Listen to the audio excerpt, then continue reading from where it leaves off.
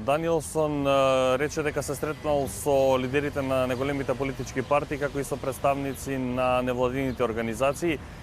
Изразува сериозна загриженост за политичката криза во која што се наоѓа Република Македонија. Тоа го посочил и на средбите кои ги имал во Скопје и апелирал до сите представници на неголемите политички партии да направат се за земјата да се врати на патот на реформи и на патот кон зачленување во евроатлантските структури.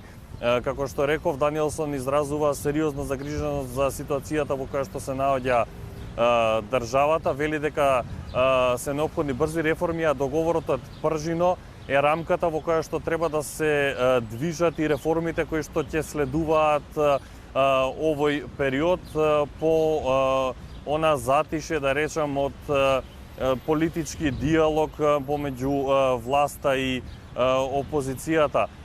Даниелсон, говорејќи за договорот од Пржино, како што реков, рече дека тоа треба да биде рамката во која што ќе се движат партиите и главните точки да се најде начин да бидат спроведени.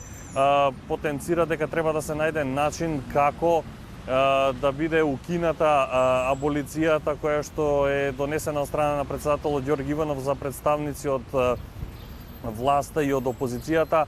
Не сме, рече Даниелсон, да има селективна примена на правото и пред законот мора сите граѓани да бидат еднакви.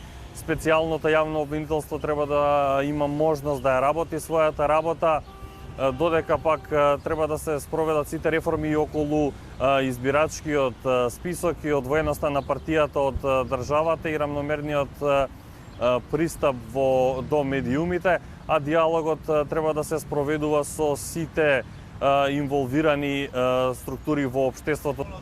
The Pržino Agreement is of overriding importance. Договорот од Пржино е од голема важност. Политичките лидери мораат да го зачуваат и да го почитуваат договорот и неговите принципи, односно инклузивност и кредибилни избори.